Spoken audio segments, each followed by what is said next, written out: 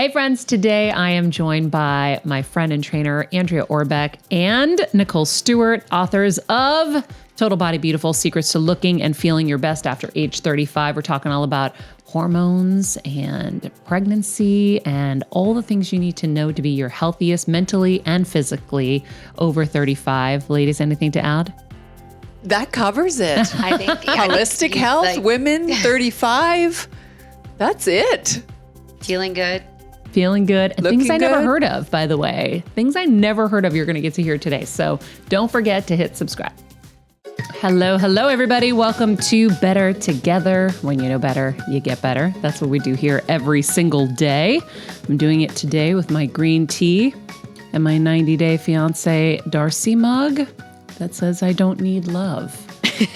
That's her, not me. I need lots of love. I have a new Darcy, though. My new Darcy's name is Natalie on the Single Life. So she was on 90 Day, and she's very fun to watch. She's as fun to watch as Darcy was. Kevin and I deep dived into the Single Life, and we fast forward through the people we don't really have as much of an attachment to. So funny. But Natalie and Caesar are my two favorites. And if you're not watching, and the last season of 90 Day Fiance kind of rubbed you the wrong way, we were not fans of this season. Yeah, it was just not, you kind of Wasn't up to par? You need like the people who just have a couple screws loose because they're the fun ones to watch. Yeah, I get that. I get that. I feel bad for saying it, but it's really like just the truth. And you want the ones who are a little askew because they're just such fun character studies. Good TV. And it's really good TV. So if they're just normal and all good looking, I'll watch The Bachelor if I want that. That's so true. So that's not why I go to 90 Day Fiance. So this last season was a little disappointing and we tuned out. But the Single Life with Natalie and Caesar got me going back. So Oh my God. Cheers to your Monday with the 90 Day team. Our quote of the day: strength does not come from physical capacity. It comes from an indomitable will.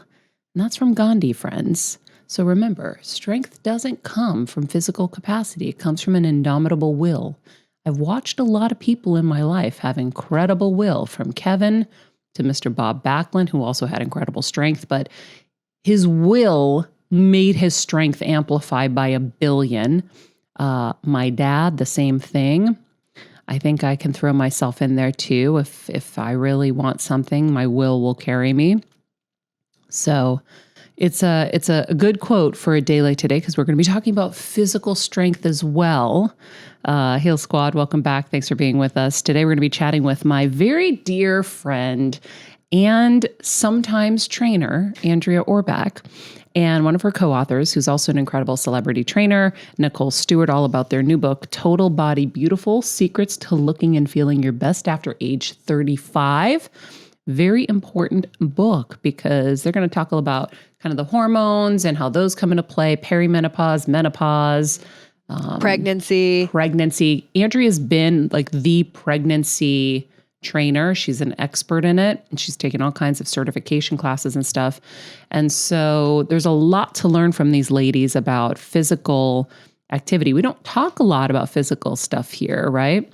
We're very into the spiritual and the healing and all of that, but it's been something that I've re-added into my life recently. So I haven't worked out in a very long time, like years, guys. I go on a hike here and there, or I did. I even stopped that at some point. I'd go on a hike or a walk around the neighborhood. I'm like, yeah, she did it. But then I realized a couple of things. One, in my quest to heal myself of all ailments, I was like, well, there is one more tire to this car, one more wheel on the car that I'm not addressing, and that's the physical. And so I should probably incorporate that in if I want to heal. And Andrea is the most amazing. She's so easy. Sessions go by so quickly. And she's such an expert. And she knows how to handle my situations, let's say, in a really good way so that I don't hurt myself but she's very specialized. Like it's really hard. So I reconnected with Andrea. We haven't worked out since like my ET days. Like, I mean, listen, like I had one period of time where I was in between contracts and I wasn't allowed to work for a rival because of the non-compete clauses. And so I worked out for a couple of months. And Andrea and I have been, working out for maybe like a month, maybe a little over a month and a half. Yeah, a month and a half. And guys, my body is getting so strong, and it's pretty cool. So I'm really, really grateful that she kind of lives nearby me now, because I used to have to hike really, really far to get to her. Kevin used to drive me. And it's funny because every time I fill in for Live with Kelly and Ryan for Kelly Ripa, Ryan always talks about how we used to work out at the same gym. And that was the gym that Andrea would train us at. And it was deep in like West Hollywood, and it was such a trek, but Kevin would drive me and then, wait in the car for me. God bless him. And so, but I love Andrea. And listen, if you can, I've gone through different things in life where when I couldn't afford a trainer, I had a trainer put me on a plan. It was when I lost the 40 pounds. And I write about it in my book, The Every Girl's Guide to Diet and Fitness, right over there. I didn't have the money for a trainer. So I hired one for one day. This was my hack. They put the plan together for me. And then I followed that plan to a T. And I lost 40 pounds. The first 20 was just diet. Then the second 20 was with the workouts. And then I got super strong. So you can do it yourself.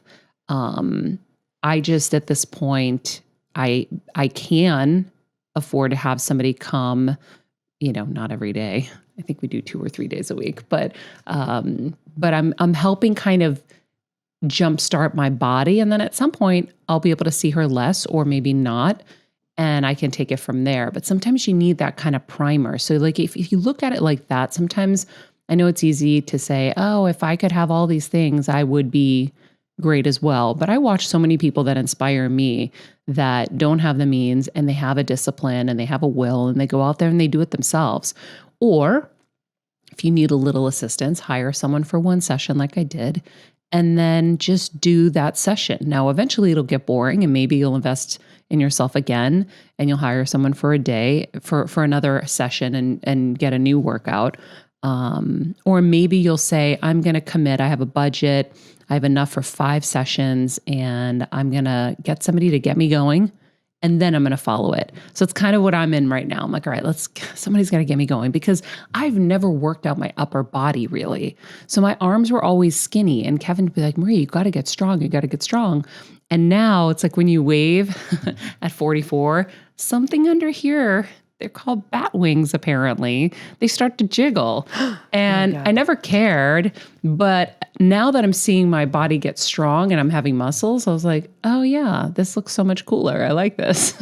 Well, and I have to say too, like just what you're talking about, Maria, God bless like YouTube and even books like these. I know their book has a ton of, they walk you through exercises. Mm-hmm. So I've done that for a long time, where there's a girl I follow, like a fitness girl on Instagram. So I I paid $40 to buy her little booklet, and like I would follow her exercises, and YouTube, hello. Yeah. So, or even Instagram, like Jen Seltzer. Yeah. Who has like the craziest butt I've ever seen.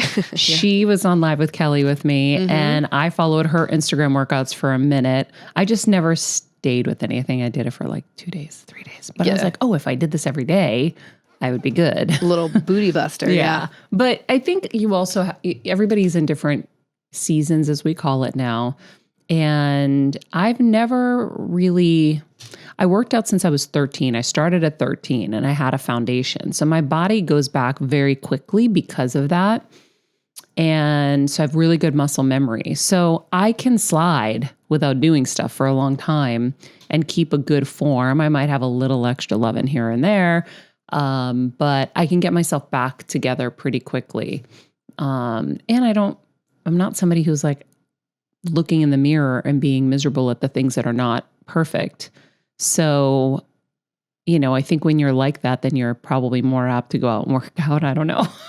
Yeah. Well, and I know too, what I'm excited to talk Maybe, I don't know. Well, I'm excited to talk to Andrea, because I think she and I, when we were chatting, I was telling her, I think one of the scariest things were like, I'm blessed that I'm that way too. I was a gymnast for 15 years. Like my body goes back pretty fast. But for people who aren't like that, it's really scary. It's scary to start like at any age.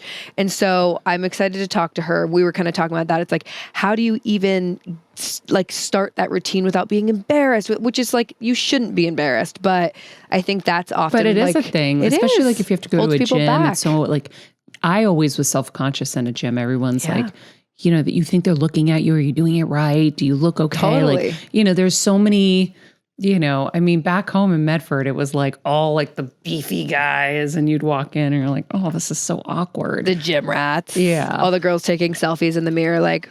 But what I love about Andrea is like, we're outside on a mat and we're doing like Pilates stuff. We're not doing cardio and any of that. Whoa. There goes my breakfast and my green tea. Excuse me, friends. But we're out there on a mat and we're using my Bala bangles. We're using my Bala circle weight and just doing very like light kind of Pilates style things. So listen, without further ado, I think we bring in our friends today. So Andrea Orbeck is a celebrity trainer, fitness expert, and pregnancy fitness specialist who's been credited for sculpting the world's most beautiful bodies, from Julia Roberts to Gigi Hadid, Heidi Klum, so many more. Nicole Stuart is a celebrity trainer that specializes in practicing a creative style of Pilates that blends dance moves, yoga, stretching, and cross-training. Makes sense that her clients are Kate Hudson and Goldie Hawn, who love dancing. I mean, I live for Goldie Hawn's Instagram. Me too. I haven't seen them in a minute, but is she still dancing? Yes. Well, God bless her. I know. On her trampoline. Oh, she's so fun. I love her. So these ladies are going to join us in just a second and tell us the secrets to looking and feeling your best after age 35. So we'll be right back. All right. Ladies. Hi. Hi. So, Andrea, I'm not used to this with you. I know. This is kind of an inversion of roles for us, isn't it? Fun? Yeah. We are missing Desi, who is the third author of Total Body Beautiful. Correct. She's on the road, apparently, right? Yes, Desi Bartlett, and she is responsible for the yoga component and a couple other variables. So we divided the book into 3 based on our areas of specialty, and then we also took some other responsibilities, what we thought would be just a holistic, supportive approach for women with the mindfulness of, you know, health inside and out. So we deal with the mental aspect of women over 35 and what you go through, and then other variables like hormones, and then of course the, you know, specialties of fitness. So she is responsible for the yoga, which is phenomenal. So how did you 3 get to this point where you were going to write a book? Were you guys all friends all this time? Well, we've known each other for years, throughout the years, at the gym. We would walk by each other with clients forever. Did you train at the West Hollywood gym we used to go to as well? Yes, I did. I love it. The warehouse. The warehouse, yeah. That's correct, the warehouse. And so we've all actually known each other for over a decade, and then we've had referrals. So if I had someone that needed someone specific to Pilates or yoga, or they needed someone specific to, you know, training and all that, we would cross-refer. And so Desi had done a couple books already, and she was with...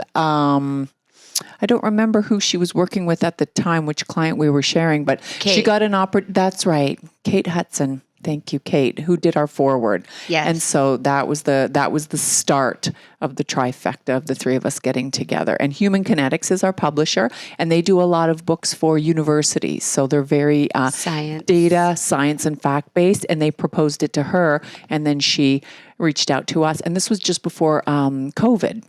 Oh, wow. So you guys wrote this in COVID? Yes. Yes, we did. Thank God we had this. We had a little more time to be able to devote the research that it required. So it ended up being a blessing to have that time. Yeah, a lot of research, because I know you're a brainiac, and you've been certified in a zillion things. So did you guys separate it into the 3 fields? So everyone went off and wrote their part, and then you figured out how to give it the connective tissue? Yes, that's exactly. And connective tissue is such a great word for it. I kind of love funny. it. No, didn't mean that one. No, that was the total point of ingress there with that. Yeah. And that's exactly what happened. And so we determined we already knew our areas of specificity, and then we needed to branch out and decide what things would really benefit our readers, you know. Like we just determined that hormones were so crucial and important, and then wellness and health and happiness. We talk about sexuality and what happens, during the different stages, pre-peri and post-menopause. And getting out of your own way, mental wellness. Yeah. Getting out of your own way. Tell me about that. It's just, I know a lot of people have a really hard time getting motivated, and I hate to say that word, motivated, but I like to say it is getting out of your own way, like wanting to exercise or wanting to even move their bodies, and they have a hard time, let alone trying something new, which we talk about a lot, of how if you haven't tried yoga or you haven't tried Pilates or if you haven't tried plyometrics, you should try something new, change it up, get out of your comfort zone, not only for your mental health, but also for your physical health. And getting out of your own way is like, I talked a lot about in the book of that voice inside your head that wants you to, stay in your bed all day and watch TV and not get out. And that voice inside of our heads wants to keep us back and not have us change and really have the things that we desire and want. And by addressing that voice instead of ignoring it or pushing it to the side. One of the things I talk about is saying, okay, I hear you, but you're, learning to train that muscle of like, you're keeping me stuck here today. And I am not going to listen to you. I thank you for visiting me, but now I'm going to get out of bed and I'm going to go walk around the block or whatever it is. Yeah, you're not my friend. You're not really my friend. I like that you said that because we all have that thought. The second the alarm clock goes off, we're like, oh God, no, I just need to sleep. I need a little more time. Like even my alarm went off this morning to meditate early.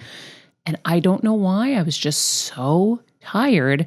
Now I know the difference. I can like listen to my body, but because I know I'm going to make the time in the afternoon. I know I'm going to make the time to meditate. But working out, if you're somebody who has to work out in the morning to get it in, and I want to talk about morning versus night as well. It's hard. That voice comes in. So what are your tricks when that voice comes in? I like what you said. It's not going to give me what I really want. So I've been meditating with Dr. Joe Dispenza, and he talks about like new patterns, new behaviors lead to new results. So great. Your ass gets up and you push through and you don't listen to the not nice friend, and you listen to your other side that knows what it wants. And then you get the muscles, and then you get the slimming, you get whatever it is that you're looking for, you get by going against that old pattern. Yes, patterns. Knowing your pattern is really important because it helps you develop a system around a pattern. And so if a proclivity in a personality we've discovered with women is that if you make agreements to all the things that get in your way of what you want, and those are like agreements that are, labors of love, be it your career, be it your children, be it your marriage, be it, the schedule that is so all consuming. If you know those are variables that don't go away, our advice was to find the time and then create a system. If it ends up being a sacrifice at night that you actually have to go to bed closer to the time that you put your children to bed because it enables you the rest you need to wake up half an hour before everyone in the house to have that time based on your goals, you have to make those agreements that that's who you are. And if that's what you want, those are the things you need to do rather than take on things at night and not get the rest and then not wake up in the morning. Those are just not variables afforded to women. Yeah, well, because sometimes you feel like, I know for me, if because I've been going to bed really early. Yes. And it's been helping so much. But sometimes you feel like, oh my God, I don't have any me time. So your you time ends up being like, well, I just want to watch a TV show. Yes. And so if you don't watch the TV show, now you'll get to bed early and you'll want to wake up to work out. But sometimes it's like you said, it's that give and take. Well, is the TV show going to give you what you really want? No. If you actually do this and you wake up and you work out, you're going to feel better because things are going to start moving and looking better. And then you're like, well, why did I need the TV show anyway? Yeah. Now I can go do all these other things that are giving me life and energy. Yeah. And those are pathways. Like we build a pathway in our brain through habits. We know the research and science on habits, and you have to continue doing it until it becomes an organic thing rather than a fought commitment. And then a pathway is to those things that you want. So if your pathway is to forego television to get the rest to be able to get up, you'll never regret watching that. You're never going to regret not watching that show if you wake up in the morning and then you fulfill part of the things you want as the destiny of wellness. It has to happen. I'll tell you, my cousin had the best line ever, and we hold on to it to this day. He's like, you'll never regret. He's like, never has ever anyone gone to the gym and regretted it later. Never. Never, ever. By the way, that is a guarantee. There's never but one human who's gone to the gym or gone out for that hike and done that workout and said, I really regret this. I wish I watched, House of Dragons instead. No. Never. It's true. No, never. You always feel so accomplished and you're so proud of yourself. Yes. That's why in my book, The Every Girl's Guide to Diet and Fitness, I said, you got to get addicted to the high of doing the opposite. I remember that. Mm-hmm. It's like you have to get addicted to being the one at the table that says no to the bread, no to dessert, and say, okay, we're always so afraid to be different, but in that scenario, you look like a unicorn. I always say, so if you can get addicted to that high, it'll help you in the journey. And almost like being an outlier and, going against it. You can be a badass and a rebel by abstaining from the things that are toxic. I don't know why everyone tends to kind of feel like when you're together, the peer pressure. And if at 35 as women, and over, 35 and over, rather, the theme of our book. If you haven't figured out how to be an outlier with your own goals and be able to disagree with the things that don't serve you, then you have a lot of other areas in your life you need to work on other than just fitness. It's interesting. And so we kind of really support women too. Desi has this awesome quote in the book. Well, it's more like just it's a section where, she talks about time vampires. Ooh. Yeah. Whoa. Yeah. We talk about energy vampires. Energy vampires. Like time vampires? Yeah. Tell us about time vampires. It's the same thing. It's a succubus that just takes from you and doesn't give back. And when you make agreements, you get depleted while that other thing that you make agreements with gets nourished and feeds off of. And she talks and addresses a lot about how you're supposed to let that go. I mean, the proverbial garlic is no, not agreeing. Or set really strong boundaries. Like, I can talk to you at 9 a.m. for 30 minutes and then I have to go. And then you give that person that time allotment and exit. That's what they get. And that's what they get. So you say yes on your own terms rather than no to yourself on someone else's. And when did you guys get good at that? I still work on it all the time. I think that I'm not good at it yet, but every time I see little increments of applying it, the outcome is always present for me. Are you good at it? I don't think. I mean, we wrote a book, so we have to. Listen, I always say we're women. Of course, we're still trying to figure it out because we're taught to please and give, and so we're going against what. Years of conditioning in a sense. So we're always on the journey. Yes. Yes, always. I'm still working on that, but I think I'm just so busy working all the time that I think my friends know that. Yeah. So if I do have the time to do something like that, I think they know it's like a relatively small amount of time. But it's better than nothing. I'm still working on it, for sure.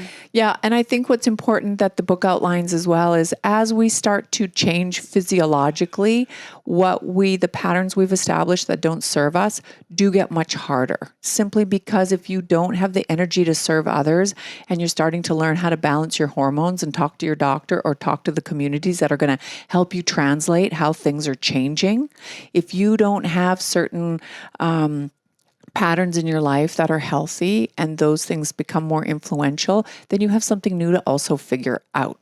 And so if your hormones are changing, let's say, women in their 40s when they start to feel perimenopause and the symptoms that come along with it, different for everyone. Talk about those.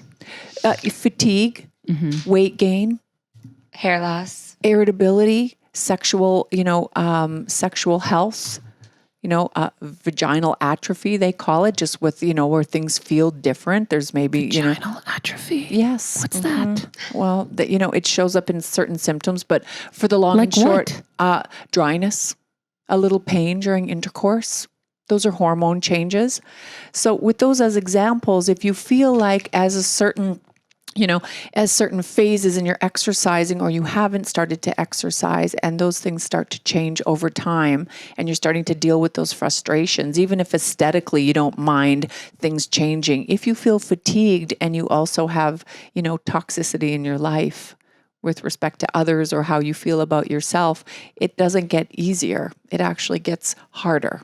And so we need to encourage women who are on the onset of these considerations, during, and then those who have maybe are in full menopause, and how you need to, get healthy with where you are. And it's okay to be in those stages, but be the best that you can be in those stages. Okay. And we have answers, and that's what we research. I want to talk all about pre-menopause, all of that in the stages and the workouts. Before I get to that, because I don't want to forget, AM or PM, is there a better time to work out? Oh, man. I mean, I think it really depends. I like to look at the person, really. Yeah. And however they're going to fit it in. But that's just my perspective, because I know there's probably been research done that they say it's better to work out in the morning because it revs your metabolism to start your day. But I always bring it back to the client or the person, because I think the more important thing is to do something personally. And if somebody is struggling with exercise, I think it's important that they can decide the time that's best for them. Mm-hmm. Yeah, I agree. I mean, the research does support early, but if a person isn't a morning person, therefore you're not going to apply any data to them if you can't even roll their little tuchuses out of bed, right? Yeah. And so they're not going to, it is not going to apply to them. I could cite 20 references, and if I can't get a chick out of bed, I'm very happy then that at 3 p.m.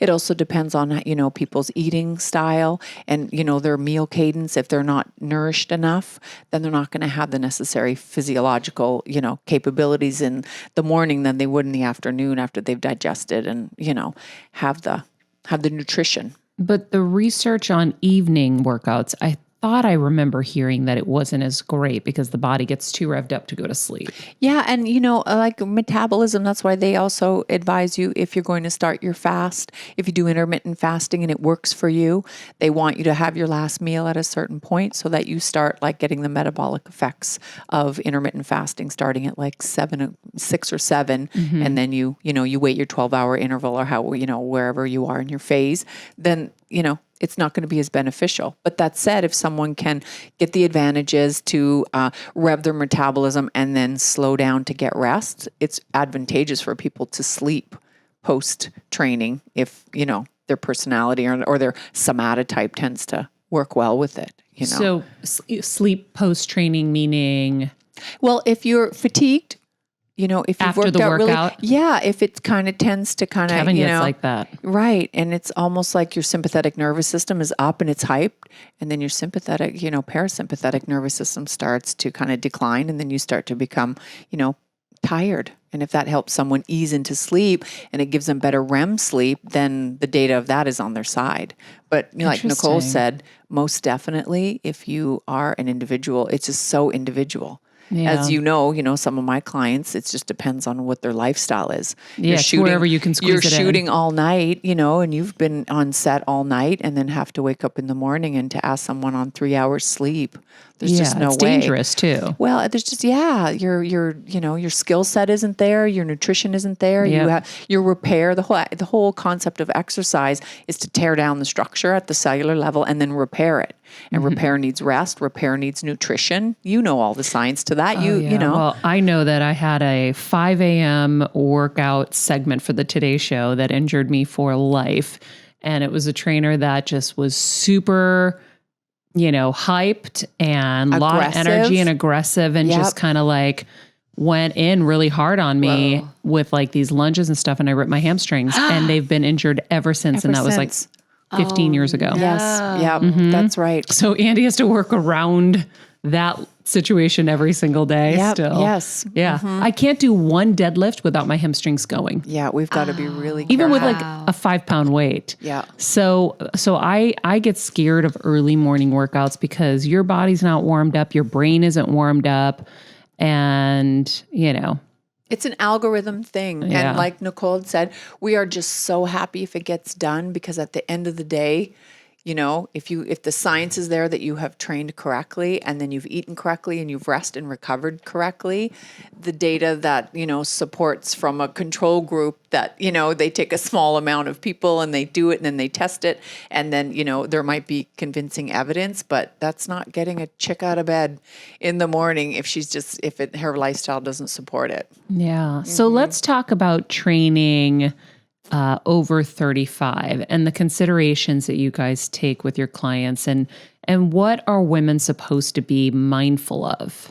Oh man, That's a lot. Wow, I love that your whole question. It really is the whole book. I think that there are I think that if we start with hormones changing over time, the shift of progesterone, testosterone, estrogen, your thyroid hormones, your DHEA, where you are in your menopause, and so how everything changes. You don't gain muscle mass as quickly. Your body is apt to slow down metabolically. So then, your visceral fat around your organs and your subcutaneous fat, that gets a little more stubborn because you're not burning at such a high amp. And so if you're working out the same way in your 20s that you are in your 40s, you're not going to have the same caloric expenditure. Your metabolism isn't going to serve you. So you need to be aware of those things. And so I think that that's a very important scientific aspect. And not beat yourself up about it. Yes, exactly. It's a natural thing. Yes. And then, and that you won't see kind of the same results. Right. With the same amount of effort. Yes. Got it. Yes. And so your hormones change. And then those are considerations. We don't advocate what to do about what you know about your hormones. We're not OBGYNs. We're not endocrinologists, but we definitely did the research for the last 2 years, speaking with communities, and they're not even in concert with how they feel about it. There are aspects of lab coat syndrome where a lot of doctors, sometimes mostly male doctors who are elder, in their 50s and 60s, will kind of pat a woman on the head, and a woman will leave feeling lost and patronized that her symptoms aren't legitimate. And so you're 15 pounds heavier. You have less libido, you have less energy, you're losing a little bit of muscle mass. And they kind of just say, well, that's just what happens. Sweetie, that's what happens. And then you can see very innovative resources that talk about bioidentical hormones. They teach you how to learn to interpret your labs and what to do about that with respect to bioidenticals, how to eat, making sure that nutrition is really superlative in your life to make sure it's there to support, what you need. What are bioidenticals? Well, they mimic the receptors of hormones within your cells. And so hormones are basically just chemical messengers that communicate and then, adjust as they need to. And then when you take a blood test, they know what your levels are. And a bioidentical will just mimic the same results. So it's like a supplementary hormone thing. replacement. Yeah, it's hormone replacement and support. So there's tons of communities out there. And so not getting into the chair where I shouldn't be, giving advice. We do in the book continue to tell women or, support them, talk to your doctor. And if you're not getting the support that you need, find a new doctor, find someone else.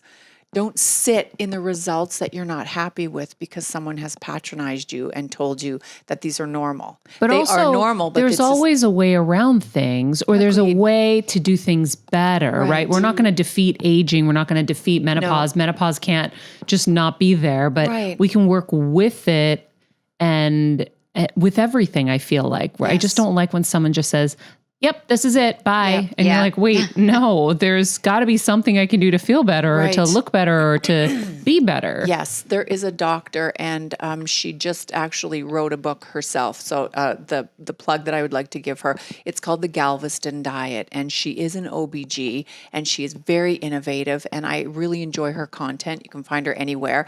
And in her book, she outlines, taking the information you know and really owning it and finding the resources that support you. She talks about inflammation and all of the things that go along with, menopause and how to eat correctly and supplementation and vitamins. And it's excellent. It's an excellent advocacy for women to learn about what they're going through and what they can do. When you think about just inflammation and menopause and all of that, I'm sure the diet is what diet we're all supposed to just always be on, which is probably fruits, vegetables, and protein, right? Yeah, it really is. And so if it forces you to take inventory with the things that you shouldn't be doing, pre-peri and post-menopause will really hit home the foibles of bad nutrition. It shows up worse then. And so if that's the time when you start to do that, then it will be very beneficial for a person, a woman, if you're going through it. We just really have to work on these diets, I feel like. Like I'm starting to see my focus on it and how much things are getting better because it's so focused. And I'm like, well, gosh, I did it for one reason, but it's going to help all these other reasons. Yes. And then I'm sitting here with you and I'm like, oh, well, great. I'm already in the catbird seat for perimenopause and premenopause and menopause because I already cleaned out the diet. Amen. So that's one thing I don't have to worry about. No, that's exactly. And that will Right? be, and that will be the consequence. Yeah, exactly. And so it's really important. And then, another variable that Nicole wrote about, like the mental health aspect of it, erroneously, a lot of GPs, when you go to them, or even someone's, specialized with hormones, they'll put women on antidepressants rather than talk about how hormones are changing and how, your levels are changing and it affects your mood and all the other things that, affect libido. And if you have a decreased libido, of course you're going to be depressed. It's, you don't need to, focus on the depression itself. There's other holistic things that cause the way you feel. And so, Nicole, you wrote a lot about that in the book regarding just... Tell us although more there's about nothing that. wrong with antidepressants either. Not on at the other all. hand, some people just need them. I did. I mean, I wrote a lot about the mental health aspect and how your brain continually grows. Your brain doesn't stop growing. It continues to grow. In the physical? Yeah.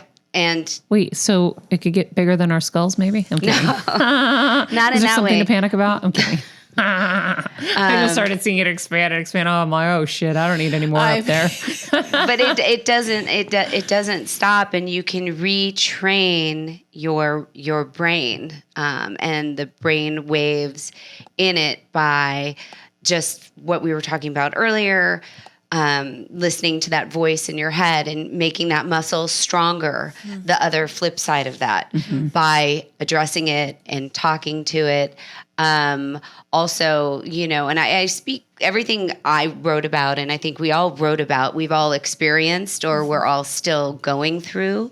And I think for me personally, it was all of, the years of trying to eat better and becoming better. I always like to look at myself as a work in progress, and every day I feel like, what, if I didn't do as well as I wanted to do the day before, there's always today, it's a new, fresh start. But I talk a lot about retraining your brain. Like I was a social smoker, for many years, and I was able to just completely quit. And it was a fascinating experience for me because I got hypnotized and I thought it was so ridiculous, and it worked. And it worked. And this person I saw. So even as a social smoker, you felt addicted to that. Yes, more of the social aspect of it. It was going out with friends in my 20s and in high school, and just having a cigarette with a coffee or a cocktail or whatever, thinking it was okay. Now I'm like, oh, I'm such an idiot. But I don't want to. It's that's in the past, and I stopped. But my point was the hypnotist that I saw was basically like, we'll give you your money back if it doesn't work. And I thought, well, what the hell do I have to lose, And I did it. And from that experience, I was so fascinated by it that made me really want to research on how you can reprogram your brain. Mm-hmm. And it really opened my mind up to, well, if I could do that, there isn't what can't you I do? Yeah. What can't you do? Mm-hmm. So what else did you try it with? I mean, I feel like things like just becoming more specific with diet.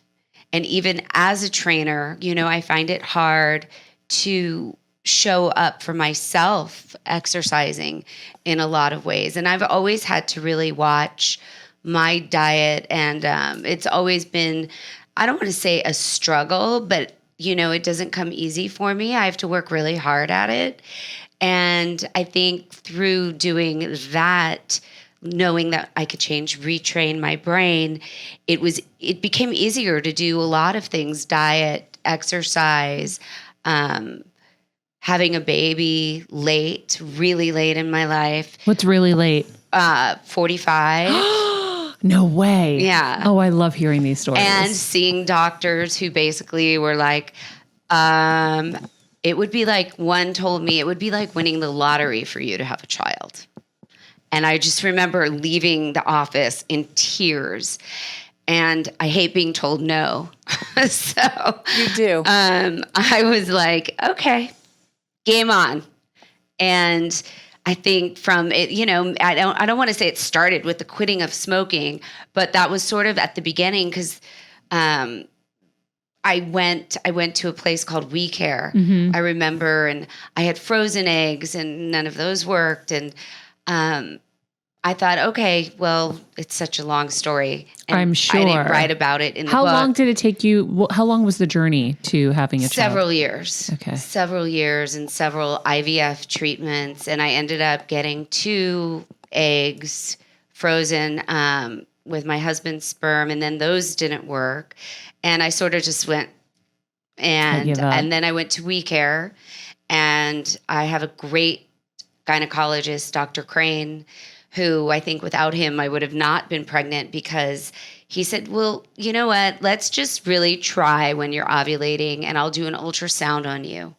Come back in, and we can I'll let you know for sure when you're ovulating, so you don't have to pee on a stick.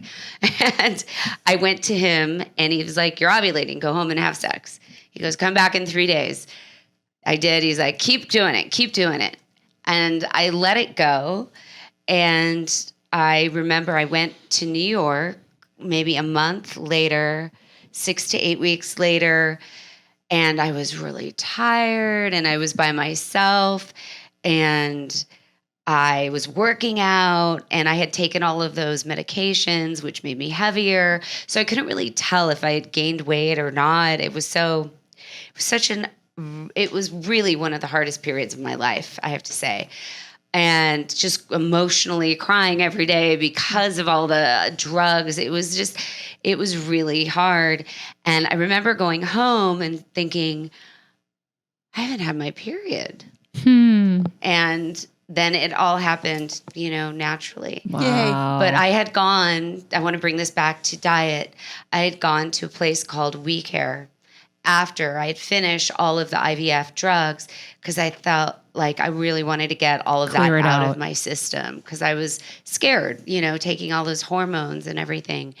And so I went, and I had cleansed. I went there for 7 days, and I had done that for a week, and I felt incredible when I was done. And whenever I do anything like that, I always feel so energized and just lighter emotionally and physically. So I didn't just go for the physical aspect of it. I want to make that really clear. And then I went to New York, or then I saw the doctor. Yeah. And I really feel that going there and cleaning out my system made room for that one final egg, you know, to come out of me and happen. Made its way. What a miracle. So, and that was at 45.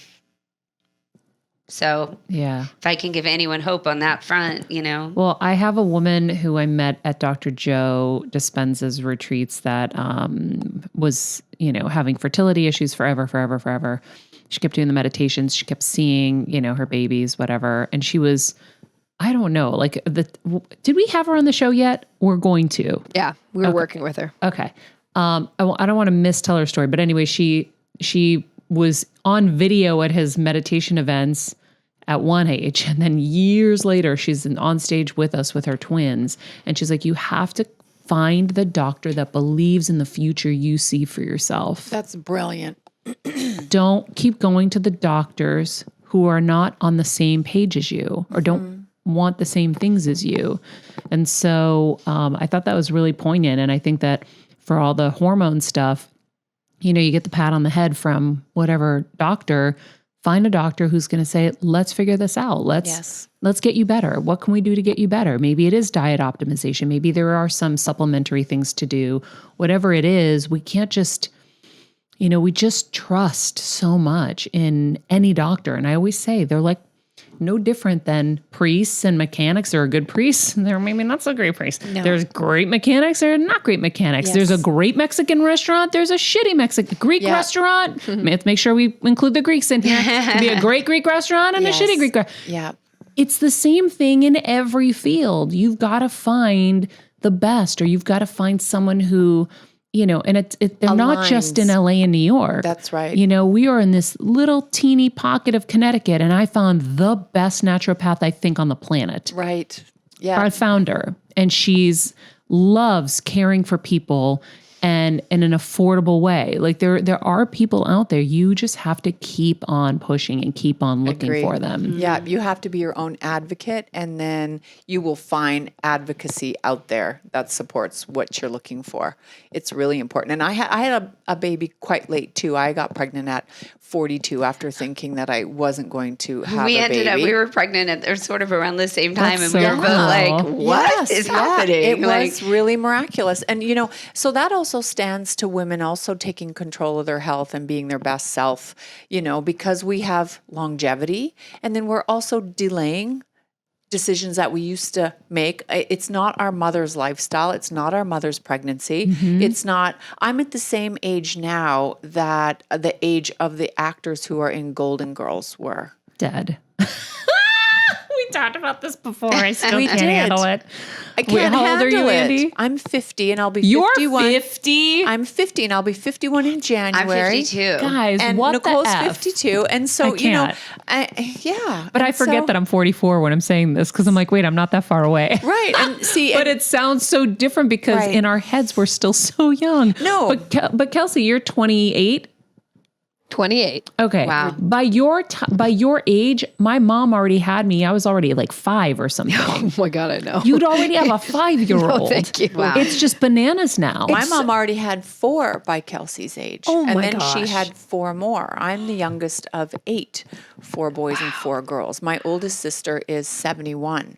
And my parents are both deceased. And so that goes to show, and my mother was not a healthy, vibrant person. I wish that, you know, her archetype reads our book because my mom would have benefited from the support and understanding and data that we, you know, put together, because it would have probably enriched her life and made her live longer. But she did everything opposite to those things. And so that says so much about, you know, how long we're living and what we're expecting during that life now. When my mom was my age, she had had her 8th child, me, and was just burnt out. And just burnt out. You and think just, at 8? Yeah, at 8. And just Your felt, mom was an octomom. We didn't even realize this. Your mom was the pioneer for octomom. She Holy shit. really was. Without the ancillary revenue or opportunities. You know? And so when I think about how fast it's changed, we're changing along with it. And that's, I think, so important to have all these, you know, opportunities afforded to women. So how did your workouts and health change after baby? So 42 and 44 you were? Well, I got pregnant at 44. I found out, I think it was like October of when I was 44, and then had the baby at 45 in June. Oh, so another sweet. Gemini. Perfect. What day?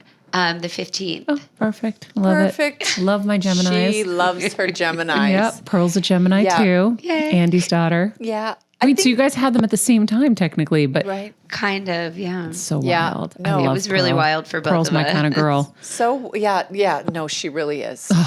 She is She my could be kind of yours. girl. I love her. Yeah. Okay, so what changed after for you guys? Did you both have natural births? I did not. I mean, not natural, sorry. I mean like vaginal births rather than C-sections. I had to have a C-section. I had a vaginal. Okay, so Yeah. there's different things that come with both of those in your post. Recovery, most Recovery. certainly. You really have to have reverence to the recovery that's needed with a C-section, just because it's a major operation, as well as, the ultimate marathon of childbirth going into it, and depending on whether it's planned or whether or not they have to make that decision. So you go so far, and then if they have to make I tried, that decision, but it was it was not the birth. It was not the birth plan. Lori, my doula. Lori Bregman. Yes, who we yes, love. Yeah, we okay. love. Lori's been on the show many times. Oh, We great. love. We were laughing the other night because she came to the book party that you were at. And she was like, I'll never forget. I said, Dr. Crane, every time Nicole has a contraction, he goes up instead of down. She was like, this is really weird. I've never seen that before. And I was like You're like, I feel super confident now. he didn't want to come out, And I was Wow. like, get him out, push him down. And I kept begging, Dr. Crane. I was like, just one more hour. I pushed for 23 hours. Wow. And he just was like, I don't Nicole. understand that, right? Because I've never done it. So you're literally in a hospital. Sorry for everyone who's listening who's like, Maria's a dope. No, for I didn't know. 23 hours, you're like pushing, like intermittently. They're like, push. And the kid's just like, no, he's hiding up in your like throat. Yeah, basically. That's crazy. Yeah, it was crazy. And you have to wait till And you're how do you get the completely energy to keep going? dilated. And the drugs kept me going, at that Do they give you point, like a I was steroid to help you push? I just had to. I felt like my back was literally splitting in half. And as much as I'm into the natural and healthy and all of that, I, talked to Dr. Crane about it, and he wanted me to get an epidural. So I tried to get a partial epidural. And then But they can't go back and give you the full one if you need it. So that's why you kind of have to just do it. Yeah. And by the time he was not coming out, and it was 23 hours, and poor Lori was like walking me around the hallways of the hospital, trying to get him to fall, and he did not want to come out. So, He was nestled in there, and he yeah, wanted I to- just had to keep going. And then by that point, I was just so you're on another. I don't know. And I'm never going to know, ironically. Well, our birth story, our birth stories, I guess, and are everyone's different. so different. Yeah, Yeah, so different. But getting Pearl back probably to wanted to come right out, I bet. yeah, she came right out, Yep. and That's a Gemini. No, she came right out. Let's roll. We got My shit to birth do. story was incredible. I was very grateful because I was nervous about being older, pregnancy, Yeah. because they say your health, you can be healthy, but your uterus, and your placenta can show signs of aging.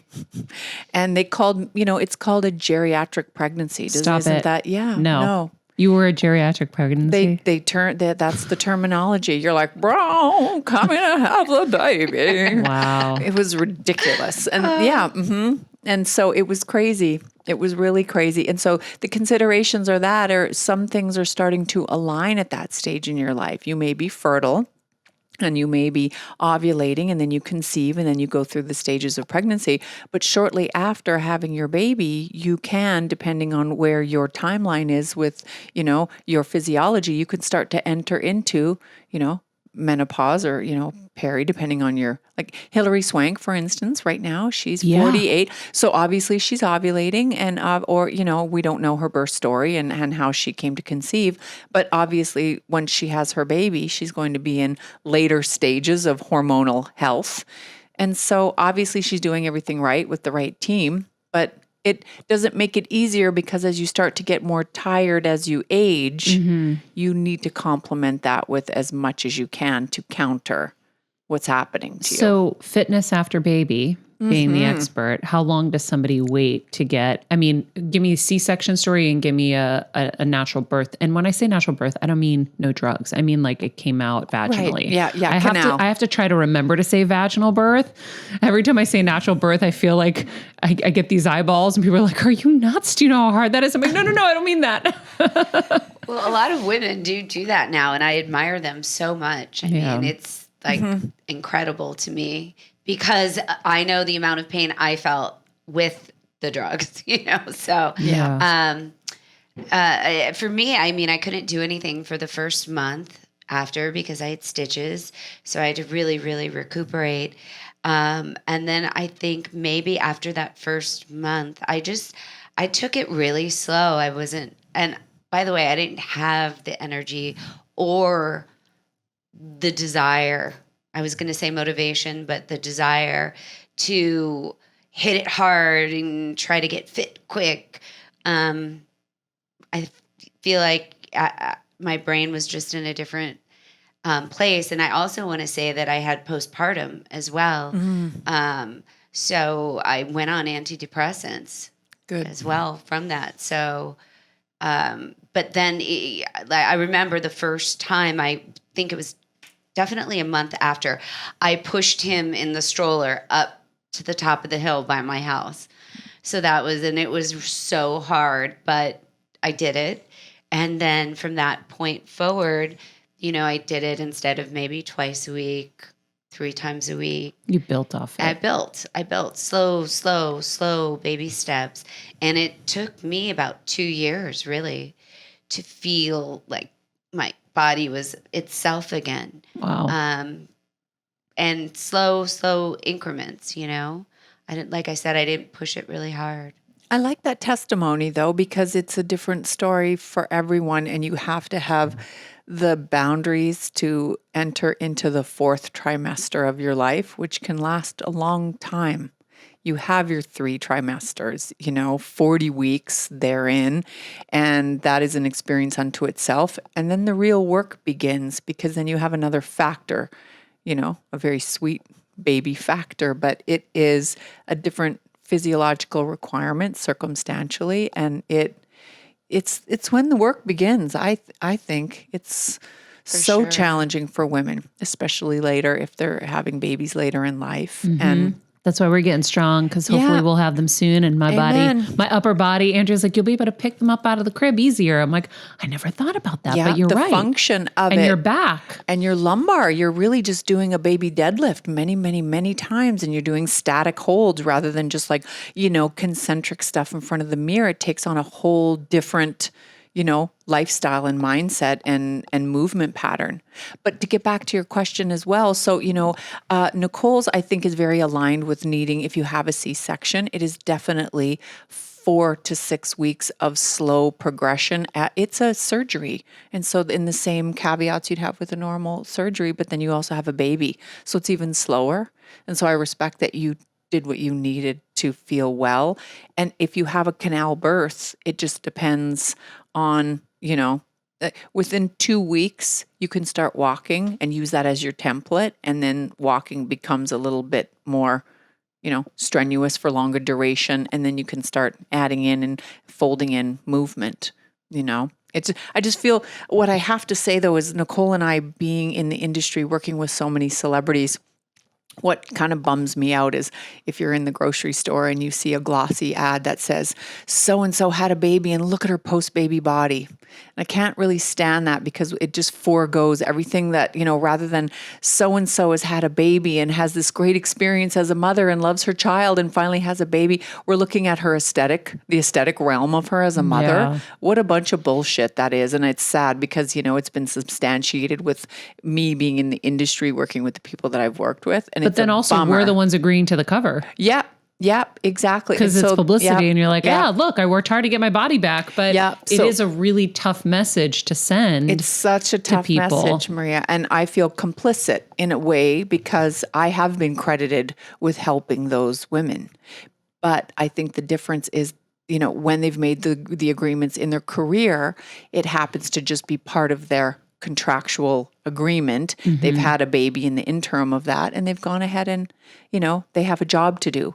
But when women, I don't want to say lay people, but women who aren't in the industry, who don't need to be in a certain, appearance at a certain time, they'll subscribe to that. And it's a bummer because... Well, it's like Nicole was like, I didn't feel any pressure to, have something back. It's not like you were going to be on a fitness cover, so you can have your patience with yourself. Yeah. Right. Yes. Yeah. No, agreed. And I was with Kate for her first child. Kate Hudson. Yeah. And really, she had her baby and had to do a movie in 3 months.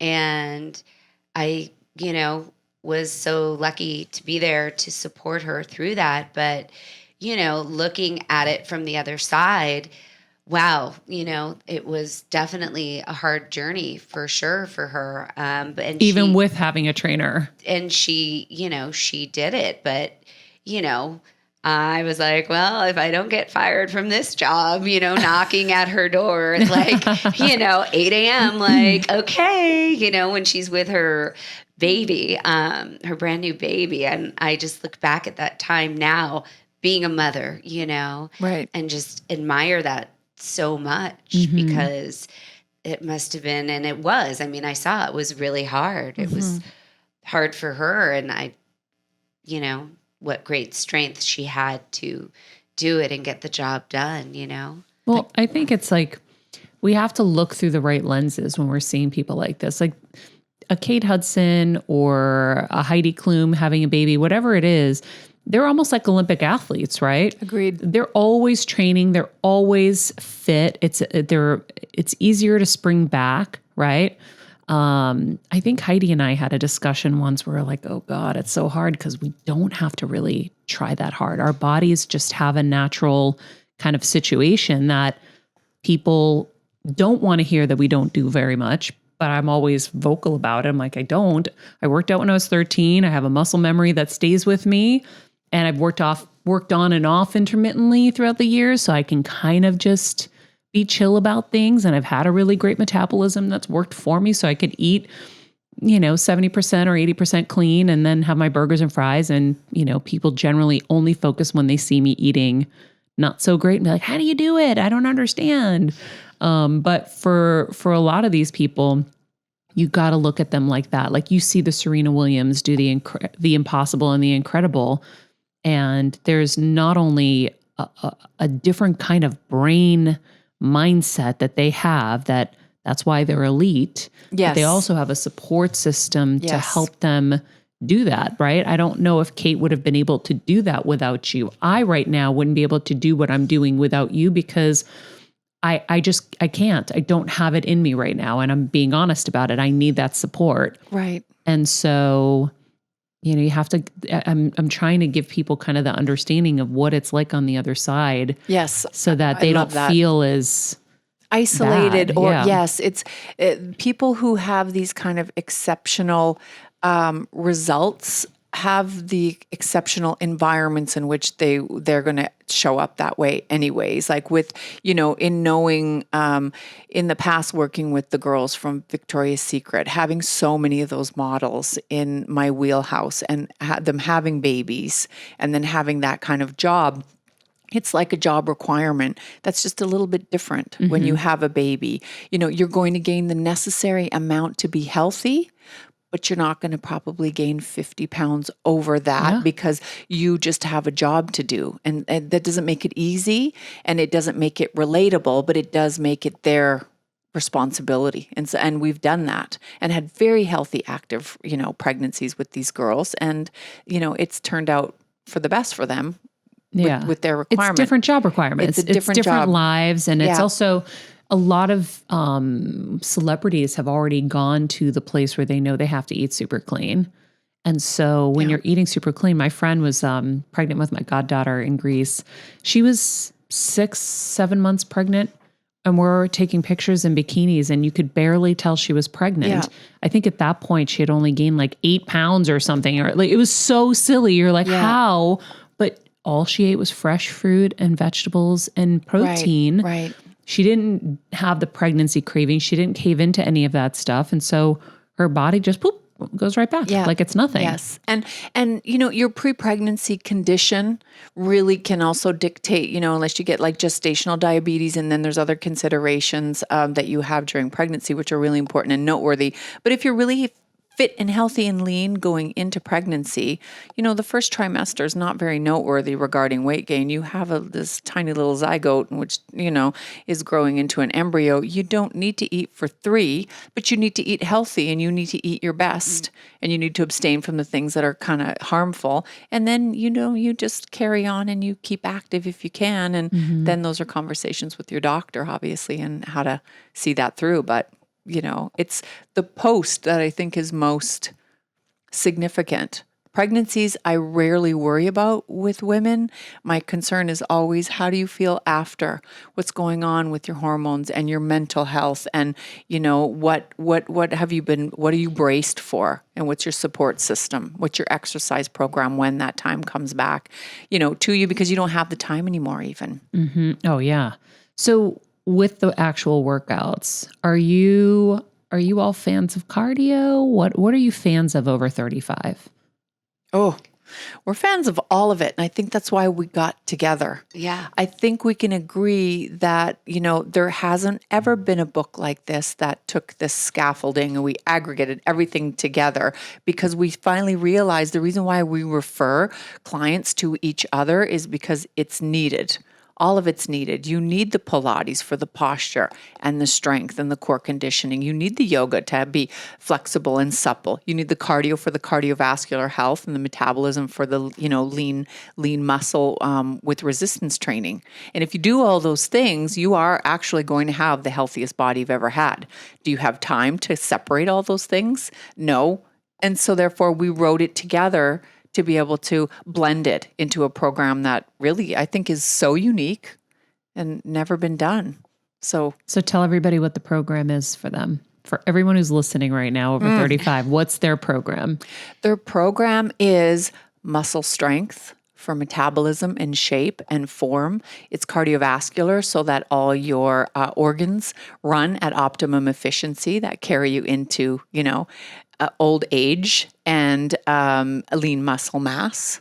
And keeping your spine and your body flexible as we get older, our body tends to stiffen. The part of the program is fighting gravity by doing the Pilates, strengthening your back and your muscles. Joseph Pilates always said, you're only as young as your spine. And I really, really see that. I've never heard anybody talk about the spine very much. So tell me about that. It stiffens. And if you don't continually do or have mobility with strength training or yoga or some type of exercise, Pilates, that makes your spine supple and limber, it'll freeze up on you. Is that why you love dancing so much? I do. I do love dancing as well. Yes. Well, you're a good dancer. So, and my mom, I was going to say, she's 83, and she stopped exercising, and I see it in her. And now I hate to say it's too late, and she does her exercises, but I believe had she been doing Pilates or any of what we wrote about for years, she wouldn't be as stiff as she is. And I'm always like, Mom, stand up straight, but her back is frozen, and people's back freeze, after I've had clients who have had stiff backs. They've been legit frozen. And through the course of, not at the very beginning, but through the course of, 10, 15 years, I've been able to loosen up their spines through exercises, through using Pilates, and get them some of their mobility back. Yeah, my dad is super stiff, and his spine, I never understood it, but now I do, is totally frozen. I would put my parents in the backyard. Okay, guys, we're going to do a stretching program, and you're going to do this every day. And I would put them on, and I would do like downward dog and all the different ones, and they would do them, and then they would never do it again. And I'm like, guys, please, this is going to help you. Like, I just kept trying and trying and trying, but everybody's, responsible for themselves, and I'm like, Yeah. Dad, you wouldn't hurt as much, but he has such a will. We started with this quote from Gandhi: strength does not come from physical capacity. It comes from an indomitable will. So I watch my dad's will override any pain always. And he knows he has that ability, so he takes it for granted. Yeah, yes. And I think the application has to be easy. And so when we wrote it and made agreements about what a very busy mom's life looks like, or even not a mom, even, there are millions upon millions of women who are post 35 who aren't parents. And that's, so that's a different consideration, because then you end up being busy in other ways. But if it's easy and if it's applicable, you can maintain it. And that's one of the scientific facts about the motivation and execution of exercise. Right, because we have like... I flipped to the spine stretch forward. Yes. It's the best. I love it. Isn't it good? Yeah. I know the pictures are really pretty. We are so happy with how that turned out. This is great. Yeah. But we have like 15-minute workouts Yep. and 30, 45-minute workouts. Yep. So you've got your pick. Yeah. I love it. Well, we're going to do a few little things in the gym today, and I'm going to show you friends a few of their workout highlights, let's say. They're going to put me through the ringer, so you can check my Instagram or Better Together's Instagram and see that.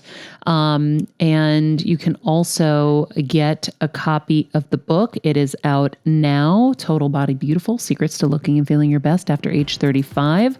We'll put the link to that in the summary so you can get that, the link to everyone's Instagram accounts, the whole spiel.